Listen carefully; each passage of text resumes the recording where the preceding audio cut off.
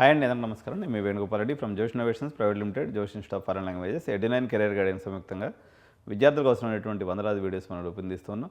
So ఈరోజు DASA 2026 admission process మొత్తం eco system గురించి ఈరోజు డీటెయిల్డ్గా మనం మాట్లాడదామండి.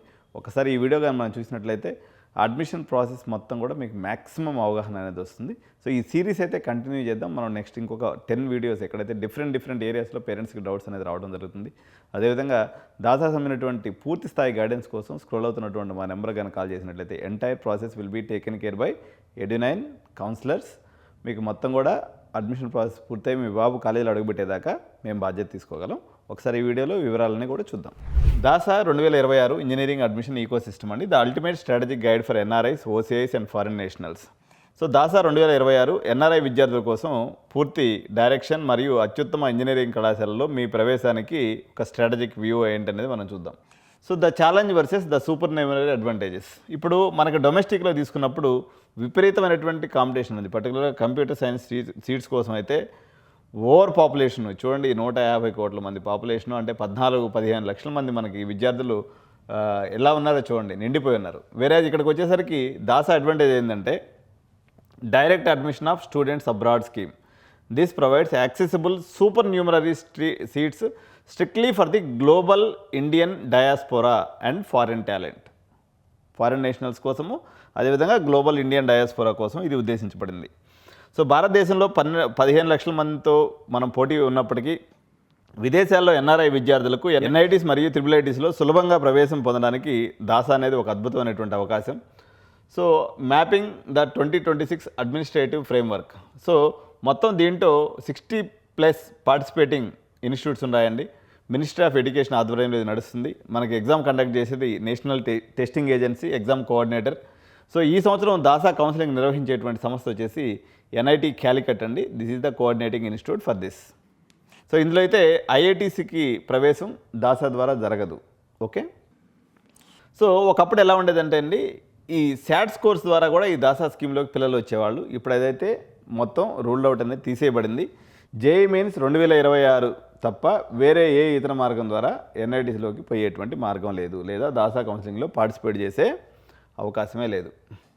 సో ఒక్కసారి ఎలిజిబిలిటీ ఆర్కిటెక్చర్ కానీ మనం తీసుకున్నప్పుడు who holds A foreign passport. ఇప్పుడు చాలామంది పేరెంట్స్ విదేశాలలో పిల్లలు పుట్టినప్పుడు వాళ్ళకి ఫారిన్ పాస్పోర్ట్ ఉంటుంది. బట్ వాళ్ళు ఇండియాలో సెటిల్ అయి ఉంటారు. ఇండియాలోనే 1వ తరగతి నుంచి కూడా, ఎల్కేజీ నుంచి కూడా చదివి ఉంటారు. ఫస్ట్ పిల్లలు పుట్టిన తర్వాత పాస్పోర్ట్ తీసుకొని నేరుగా ఇక్కడికి వచ్చేసి ఉండొచ్చు. ఏదైనప్పటికి కూడా మీరు ఫారిన్ నేషనల్ కిందే పరిగణించబడతాడు, ఎందుకంటే మీకు ఫారిన్ పాస్పోర్ట్ ఉంది కాబట్టి మీరు దాసా కౌన్సిలింగ్కి అబ్సల్యూట్లీ ఎలిజిబుల్. ఇది first point. Holds an Indian passport bound by the strict 2 years residential mandate. NRI అని ఎట్లా అంటామంటే వీళ్ళు 2 సంవత్సరాలు, గత 8 సంవత్సరాలలో 2 సంవత్సరాలు విధిగా విదేశాల్లో చదివి ఉండాలి. పర్టికులర్గా ఇంటర్మీడియట్ +1 +2 విదేశాల్లో చదివినటువంటి విద్యార్థులకు మాత్రమే దాసాలో ఎలిజిబిలిటీ ఉంది. ఓకే. గల్ఫ్ వర్కర్ అయి ఉండి విదేశాల్లో కాకుండా ఇండియాలో కానీ వాళ్ళ పిల్లలు కానీ చదివినట్లయితే వాళ్ళు దాసాకి ఎలిజిబుల్ కాదు. కంపల్సరీ +1 +2 అనేది విదేశాల్లో చదివి ఉండాలి. లేదనుకున్నట్లయితే ఏదైనా ఫారిన్ నేషనల్ అయి ఉండాలి. అఫీషియల్ ఓసీఐ లేదా పిఐఓ కార్డు కలిగిన వాళ్ళు కూడా ఇండియాలో చదివినా అబ్రాడ్లో చదివినా కూడా దాసాకి ఎలిజిబులే. బట్ ఇది ఇండియన్ పాస్పోర్ట్ హోల్డర్కి అయితే వర్తించదు. ఇండియన్ పాస్పోర్ట్ హోల్డర్ అయి ఉండి ఇండియాలోనే చదివి ఉండి వాళ్ళ పేరెంట్స్ అబ్రాడ్లో ఉన్నంత మాత్రాన ఈ స్కీమ్ వర్తించదు. ఇది చాలా సెన్సిటివ్ పాయింట్, మీరు నోట్ చేసుకోండి దీన్ని. సో ఎన్ఆర్ఐ రెసిడెన్షియల్ మ్యాండేట్ ఏం చెప్తుందంటే కంపల్సరీగా 11, 12వ తరగతులు మీరు విదేశాల్లో చదివి ఉండాలి. 8 years మొత్తం విండోలో 2 years అక్కడ చదివి ఉండాలి. భారతీయ పౌరులు తమ 11, 12వ తరగతి విద్యాభ్యాసం పూర్తిగా విదేశాల్లోనే పూర్తి చేసి ఉండాలి. అప్పుడే వారు ఎన్ఆర్ఐ కోటాకి అర్హులు. సో అకాడమిక్ స్కోర్ 75% ఉండాలండి. ఇదో మినిమం మ్యాండేట్. ఇండియాలో అయినా అబ్రాడ్లో అయినా సేమ్ థింగ్. బీటెక్ సబ్జెక్ట్స్కి వచ్చేసరికి physics, maths compulsory. Chemistry mandatory కాదు, దాని ప్లేస్లో ఏదైనా సబ్జెక్ట్, వొకేషనల్ సబ్జెక్ట్ అయినా సైన్స్ సబ్జెక్ట్ అయినా సరిపోతుంది. So all India universities certificate for A levels, IB, US high school డిప్లొమాస్కి ఏఐయు సర్టిఫికేట్ కావాలి. ఇప్పుడు ఏఐయు లేదు కాబట్టి యూజీసీలో అప్లోడ్ చేసుకోవాలి. అది ఎట్లా చేయాలని మేము చేసి పెడతాం. సో అక్టోబర్ 1, 2021 ఆ రోజు కానీ దాని తర్వాత కానీ పుట్టినటువంటి వాళ్ళకి ఈ యొక్క ఎలిజిబిలిటీ అనేది వర్తిస్తుంది. మొత్తం 15% సూపర్ న్యూమరీ సీట్స్ ఉంటాయండి. ఇందులో 1/3 లేదా 5% ఎక్స్క్లూసివ్లీ ఫర్ సిఐడబ్ల్యూజీ. సిఐడబ్ల్యూజీ అంటే the children's of Indian workers in Gulf is a highly strategic sub category designed for the Gulf diaspora.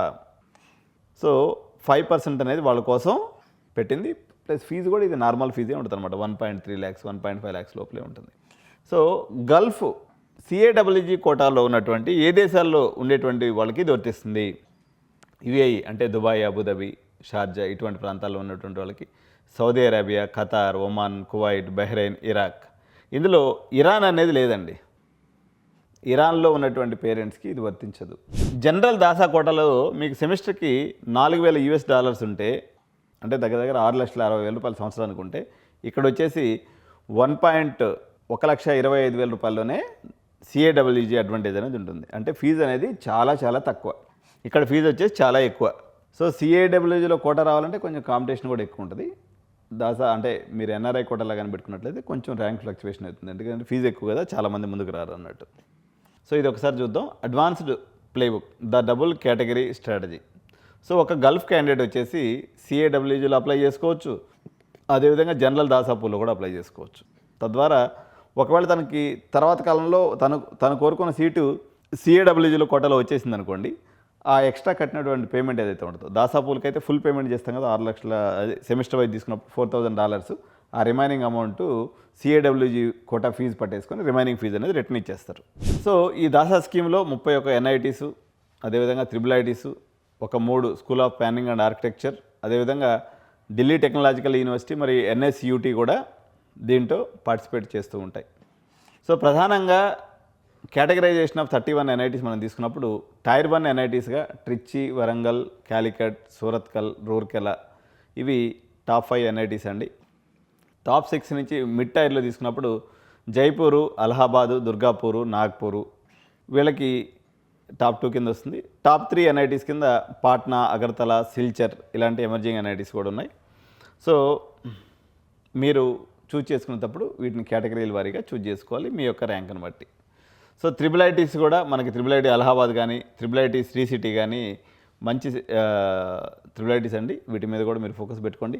So Delhi Jack counselling ఉంటుంది, ఢిల్లీ టెక్నాలజికల్ యూనివర్సిటీ మరియు NSUT కూడా మనకి జాక్ ఢిల్లీ కౌన్సిలింగ్లో international స్టూడెంట్స్కి దాసా కౌన్సిలింగ్ ద్వారా accept చేస్తారనమాట. So మనకి తెలిసిందే, జనవరిలో ఒక సెషన్ అయింది, ఏప్రిల్లో ఒక సెషన్ అయింది. సో నార్మలైజేషన్ తర్వాత ఫైనల్ మెరిట్ లిస్ట్ అనేది ఇస్తారు దాసాకు సంబంధించి. ఒక్కసారి సో టైర్ 1లో మన కంప్యూటర్ సైన్స్ తీసుకున్నప్పుడు దాసా జనరల్ కోటాలో 98.5 to 99.5 ఉందండి.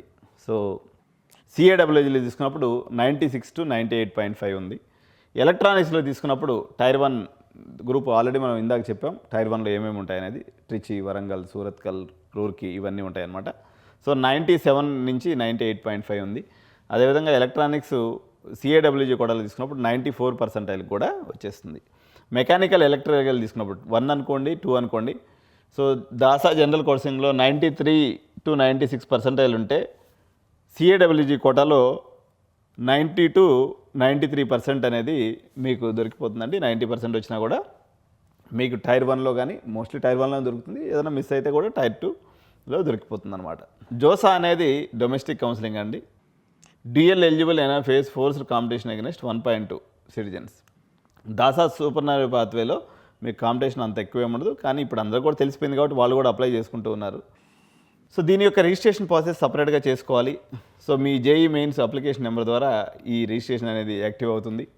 సో డేటా ఇంటిగ్రిటీ చెక్ చేసుకోవాలి. నేమ్ అనేది కంపల్సరీగా మీ passport, 10th class mark sheet, JEE score card, automated filters ఉంటాయండి. ఇవి కానీ మిస్ మ్యాచ్ అయితే మాత్రం అది మీరు ఫామ్ డిస్క్వాలిఫై అయిపోతుంది. సో మొత్తం కూడా మీరు ఒక ఆర్డర్లో మీరు ఫ్రేమ్ చేసుకొని మీరు చాయిస్ ఫిల్లింగ్ అనేది చేసుకొని తర్వాత లాక్ చేసుకోవాల్సి ఉంటుంది. సో ఇకపోతే మ్యాండేటరీ డాక్యుమెంట్స్ ప్రకారం తీసుకున్నప్పుడు ఫోటో అండ్ సిగ్నేచర్. సో ఇది జేపీజీ మరియు జేపీఈజీ ఫార్మాట్లో ఉండాలి. 3.5 centimeters into 3.5 centimeters. Maximum size వచ్చేసి 100 KB ఉంటే మీరు ఇది అప్లోడ్ చేసుకోవచ్చు. జోసా కౌన్సిలింగ్ అప్పుడు సంగతి నేను చెప్తుండేది. పాస్పోర్ట్స్ మరియు ట్రాన్స్క్రిప్ట్స్ 500 KB per ఫైల్లోకి మనం చేసి పెట్టుకోవాలి. So parents Indian passport and valid visa or work permit exceeding through 2026 అంటే 2026కి వ్యాలిడిటీ ఉన్నటువంటి మీ యొక్క వర్క్ పర్మిట్ని, అదేవిధంగా స్పెసిఫిక్ ఎంప్లాయర్ సర్టిఫికేట్ అండి అపెండిక్స్ 3లో ఉంటుంది అనమాట. ఇది మనకి ఎన్టీఏ సైట్ ఓపెన్ చేసినట్లయితే మీకు కనిపిస్తుంది. అప్లోడ్ చేయవలసినటువంటి పత్రాలు ఇవి. సో కామన్ అప్లికేషన్ అప్పుడప్పుడు రిజెక్ట్ అయిపోతూ ఉంటుందండి. సో మనం అప్లికేషన్ ఫిల్ అయిన తర్వాత ఏదైనా బ్లరీ డాక్యుమెంట్ ఉంటే 24 hours టు 48 hours మనకి క్వైరీ వస్తుంది. దాన్ని మనం వెంటనే రెస్పాండ్ అయ్యి దాన్ని క్లియర్ చేయాల్సినటువంటి అవసరం ఉంది. Middle name variations across documents, ఏదైనా పేర్లు తప్పున్నట్లయితే మీరు ముందుగానే లీగలైజ్ నోటరీ ఒకటి చేసి పెట్టుకుని అఫిడవిట్ చేసి పెట్టుకున్నట్లయితే దాన్ని కూడా మనం తప్పించుకోవచ్చు. సో పేరెంట్స్ వీసా అనేది ఆ పర్టికులర్ జోసా విండో పీరియడ్ మొత్తం మీద వ్యాలిడ్ అయి ఉండాలండి. అలా లేకుండా కానీ ఉన్నట్లయితే మీకు రిజెక్షన్ అనేది జరుగుతుంది. సో కొంతమందికి ఉర్దూలోనో ఇతర లాంగ్వేజ్లోనూ మార్క్ షీట్స్ ఉంటాయి. వాటన్నిటిని కూడా ఇంగ్లీష్లోకి అఫీషియల్గా ట్రాన్స్లేట్ చేసుకున్నటువంటి మార్క్ షీట్స్ మాత్రమే మీరు అప్లోడ్ చేయాలి. సో ఇతర లాంగ్వేజ్లో ఉన్నటువంటి మార్క్ షీట్స్ యాక్సెప్ట్ చేయబడవు. సో మీకు తెలిసిందే ఆల్రెడీ ఇది వచ్చేసి మనకి దాసా కౌన్సిలింగ్లో యాక్సెప్ట్ అనేటువంటి ఆప్షన్ అనమాట. మీకు వచ్చినటువంటి సీట్ని యాక్సెప్ట్ చేసి మీరు పర్మనెంట్గా దాసా కౌన్సిలింగ్ నుంచి బయటికి రావచ్చు. యాక్సెప్ట్ అండ్ అప్గ్రేడ్, సో మీకు వచ్చినటువంటి సీట్ని ఉంచుకొని సో ఇంకా పైన పెట్టినటువంటి ఆప్షన్స్ కోసం మేము ప్రయత్నిస్తామని చెప్పేసి ఈ రెండో ఆప్షన్ ఎంచుకోవచ్చు. లేదా మీకు వచ్చినటువంటి సీట్ని వద్దు అనుకొని పర్మనెంట్గా మీరు కౌన్సిలింగ్లో నుంచి డిక్లైన్ అనే ఆప్షన్ ద్వారా బయటకు కూడా రావచ్చు. సో మనకి ఇట్లా మనకి మామూలుగా జోసా కౌన్సిలింగ్లో ఉన్నట్లే దీంట్లో కూడా ఇంటర్నల్ స్లైడింగ్ ఉంటుంది. అంటే within the institute special vacancy round, మిగిలిపోయినటువంటి రౌండ్స్ వచ్చేసి విత్ ఇన్ ద క్యాంపస్లోనే, అంటే కాలేజ్ వాళ్ళే స్పాట్ రౌండ్ అనేది స్పెషల్ రౌండ్ నిర్వహిస్తూ ఉంటారు. సో వేకెంట్ సీట్స్ కోసము. సో ఇదండి ఇంటర్నల్ స్లైడింగ్ అంటే విత్ ఇన్ ద ఇన్స్టిట్యూట్ జరిగే స్లైడింగ్ ఇంటర్నల్ స్లైడింగ్ అంటారు. స్పాట్ రౌండ్ అంటే మిగిలిపోయినటువంటి సీట్లని చాయిస్ ఫిల్లింగ్ ద్వారా కాకుండా ఇన్స్టిట్యూట్ వచ్చేసి మళ్ళీ స్పాట్ అడ్మిషన్స్ ద్వారా కూడా నింపుకుంటుంది అనమాట. సో మీరు అమౌంట్ వచ్చేసి ఓవర్సీస్ బ్యాంక్ నుంచి మీరు ఇంటర్మీడియట్ బ్యాంక్ ఛార్జెస్ వస్తాయండి. ఇప్పుడు మీరు అబ్రాడ్ నుంచి అప్లికేషన్ చేసుకునేటప్పుడు కన్వర్షన్ ఛార్జెస్ ఏదైతే ఉంటాయో జాగ్రత్తగా చూసుకోండి, మొత్తం మీరే బేర్ చేసుకోవాలి. సో మీరు ఒక చిన్న 10 రూపాయలు తేడా జరిగినా కూడా మీ అప్లికేషన్ పెండింగ్లో పడిపోతుంది. కరెక్ట్గా ఎగ్జాక్ట్గా మీకు ఆ టెండర్డ్ అమౌంట్ ఏదైతే ఉంటుందో కన్వర్షన్స్, ఎందుకంటే మీరు యాక్చువల్ బ్యాంక్ నుంచి చేసినప్పుడు ఇక్కడికి వచ్చేసరికి ఒక ఎస్బీఐ ఉందనుకుందాం వీళ్ళ అకౌంట్. సో ఆ అకౌంట్కి మారేటప్పుడు మధ్యలో ఇంకొక ఇంటర్మీడియట్ బ్యాంక్ ఉంటుంది కాబట్టి ట్రాన్సాక్షనల్ ఛార్జెస్ని కూడా చూసుకొని మీరు పేమెంట్ చేయవలసి ఉంటుంది. సో మీకు అలాట్ అయినటువంటి తర్వాత if you withdraw before the dead line, ఒక డెడ్ లైన్ ఇస్తారండి, మోస్ట్లీ ఇది ఆగస్ట్లో ఉంటుంది. సో ఆ టైం లోపల విత్డ్రా చేసుకోవచ్చు. లేకపోతే మీకు ఎక్కడ సీట్ రాలేదంటే కూడా మీ అమౌంట్ 100% రీఫండ్ వస్తుంది. మీకు సీట్ అలాట్ అయింది, మీరు declined within the designated డెడ్లైన్లో కానీ మీరు కానీ దాన్ని క్యాన్సిల్ చేసుకున్నట్లయితే 50% ట్యూషన్ ఫీ రిఫండ్ వస్తుంది. ఆ తర్వాత కానీ మీరు if you accept A seat but fail to physically report to campus అయితే మాత్రం మీకు అమౌంట్ అనేది రీఫండ్ రాదు. సో ఇక బీఆర్క్ గురించి అయితే జేఈ మెయిన్స్ పేపర్ 2 year రాయాల్సి ఉంటుందండి. Physics, chemistry, mathematics and class 2. ఇక్కడ మీరు బీటెక్ వచ్చేసి ఓన్లీ ఫిజిక్స్ అండ్ మ్యాథమెటిక్స్ ఉంటే సరిపోతుంది. బట్ బీఆర్క్ వచ్చేసి మ్యాండేటరీగా ఫిజిక్స్, కెమిస్ట్రీ, మ్యాథమెటిక్స్ ఉండాలి. సో బీ ప్లాన్కి వచ్చేసి mathematics is the compulsory subject. Remaining physics, chemistry లేకపోయినా కూడా పర్వాలేదు. అంటే వేరే ఇతర సబ్జెక్టులో చదివిన ఓన్లీ చదువుకున్నటువంటి కూడా బ్యాచిలర్ ఆఫ్ ప్లానింగ్లో మనం బీ ప్లాన్లో చదవచ్చు. ఇకపోతే ఐఐటి హైదరాబాద్కి సంబంధించినటువంటి కూడా చాలా, ఎందుకంటే మన తెలుగు వాళ్ళలో దీనికి ఉన్నటువంటి క్రేజ్ ఒక నెక్స్ట్ లెవెల్లో ఉంటుంది. మిగిలిన ఎన్ఐటీస్లో కానీ IIITస్లో కానీ మనకి శాట్ స్కోర్ అవసరం లేదు. బట్ IIIT హైదరాబాద్ రూటే సపరేటు, ఖచ్చితంగా శాట్ స్కోర్ మ్యాండేటరీ. 1600 మార్క్స్కి శాట్ నడుస్తుంది కదా, 1070 అనేది మ్యాండేటరీ రావాలా. ఇక్కడ కంపల్సరీగా ఫారిన్ నేషనల్స్ కానీ ఓసీఐస్ కానీ పిఏఓసీ ఉండాలి. ఇండియన్ పాస్పోర్ట్ హోల్డర్స్కి దాసా కౌన్సిలింగ్ ఏదైతే ఐఐటి హైదరాబాద్లో నడుస్తుందో వాళ్ళకి ఎంట్రీ లేదు. ఇండియన్ పాస్పోర్ట్ హోల్డర్స్కి ఎంట్రీ అనేది లేదు. Even though they study 2 years of their academics in abroad and they belongs to CAW quota కానీ ఇంకొక కోటాకి ఇదైనప్పటికీ ఐఐటి హైదరాబాద్ వాళ్ళని యాక్సెప్ట్ చేయదు. కంపల్సరీ ఫారిన్ నేషనల్స్ అయి ఉండాలి, ఓసీఐస్ అయి ఉండాలి, పిఐఓస్ అయి ఉండాలి, వీళ్ళని మాత్రమే యాక్సెప్ట్ చేస్తుంది. మామూలుగా మనకి దాసా కౌన్సిలింగ్ కన్నా ముందే ఇది అప్లికేషన్ పోర్టల్ ముగిసిపోతుంది కాబట్టి జనరల్గా మార్చిలో ఇప్పుడు ఆల్రెడీ అప్లికేషన్ ఓపెన్ ఉంది. సో మే కల్లా కూడా ఇది ఎండ్ అయిపోతుంది. సో ఇప్పుడు మనం అయితే జేఈ ప్రిపరేషన్ జనవరిలో కంప్లీట్ చేసుకొని మార్చిలో అన్ని డాక్యుమెంట్ చేసుకొని ఫిబ్రవరిలో ఒక సెషను, ఏప్రిల్లో ఒక సెషను అన్నీ కంప్లీట్ చేసుకునేసి స్ట్రాటజిక్ చాయిస్ ఫిల్లింగ్ స్టేజ్లోకి వెళ్ళబోతూ ఉన్నాం. నెక్స్ట్ ఆగస్టులో క్యాంపస్ రిపోర్టింగ్ ఉంటుంది. జనరల్గా దీని యొక్క ఇదైతే ఉంటుంది అనమాట. జాన్లో మనకు ప్రిపరేషన్ స్టార్ట్ అయ్యి ఫిబ్రవరిలో ఒక రౌండ్, ఏప్రిల్లో ఒక రౌండ్, సో జూన్లో కౌన్సిలింగ్ ప్రాసెస్, ఆగస్టులో రిపోర్టింగ్ అనేది ఉంటుంది. దీని ప్రకారంగా మీ యొక్క ప్లానింగ్ అనేది మీరు చేసుకుంటే బాగుంటుంది. సో ఇదండి దాసా కౌన్సిలింగ్ సంబంధించినటువంటి మెజారిటీ ఆఫ్ ది ఇష్యూస్ని నేను అడ్రస్ చేసినానని భావిస్తున్నాను. గల్ఫ్లో ఉన్నటువంటి మా మిత్రులు మీరందరూ కూడా యుద్ధంలో ఉన్నారు. మీ యొక్క సిబిఎస్ఈ ఎగ్జామ్స్ క్యాన్సిల్ అయినాయి.